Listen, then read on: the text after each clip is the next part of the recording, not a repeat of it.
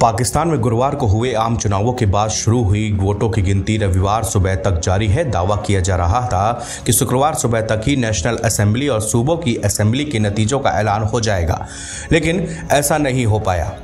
रविवार को भी नतीजे आएंगे और आ पाएंगे, इस पर भी संदेह बना हुआ है। नतीजों में लगातार होती देरी के लिए चुनाव आयोग और संस्थाओं को आलोचना का सामना करना पड़ रहा है। पाकिस्तान के अलावा भी कई देशों में नतीजों में देरी और धांधली के आरोपों पर चिंता जाहिर की है। इन सबके बीच पाकिस्तान के राष्ट्रपति आरिफ अलवी ने कहा है कि बैलेट पेपर की जगह अगर ईवीएम से चुनाव हुआ होता तो नतीजों में ये देरी ना होती।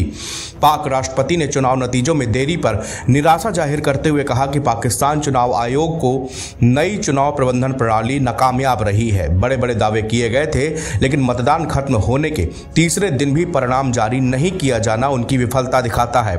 अगर इलेक्ट्रॉनिक वोटिंग मशीन या ईवीएम का इस्तेमाल चुनाव में होता तो मतदान के दिन 8 फरवरी को ही नतीजा आ जाता और देश में मौजूदा संकट का सामना नहीं करना पड़ता। आरिफ अलवी ने सोशल मीडिया पर किए एक पोस्ट में लिखा कि ईवीएम के लिए हमारे लंबे संघर्ष को याद रखें। ईवीएम में कागज के मतपत्र होते थे जिन्हें हाथ से अलग से गिना जा सकता था, जैसा कि आज किया जा रहा है, लेकिन इसमें दबाए गए प्रत्येक वोट बटन का एक साधारण इलेक्ट्रॉनिक कैलकुलेटर भी था। इससे मतदान खत्म होने के 5 मिनट के भीतर प्रत्येक उम्मीदवार के वोटों को जोड़कर उपलब्ध हो जाता था। ईवीएम के लिए सभी प्रयासों को विफल कर दिया गया। अगर आज ईवीएम होती तो मेरा प्यारा पाकिस्तान इस संकट से बच जाता। पाकिस्तान में अभी तक जो नतीजे आए उसमें पीटीआई समर्थित स्वतंत्र उम्मीदवारों को 93 सीटें मिली है, पीएमएलएन को 73, पाकिस्तान पीपुल्स पार्टी पीपीपी को 54 और मुत्ताहिदा कौमी मूवमेंट को 12 सीटें मिली है। सरकार बनाने के लिए किसी पार्टी को नेशनल असेंबली की 263 में से 133 सीटें जीतनी होंगी।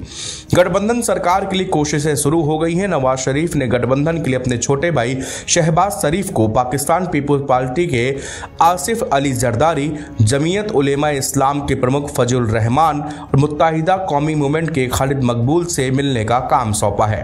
एनबीटी ऑनलाइन की रिपोर्ट।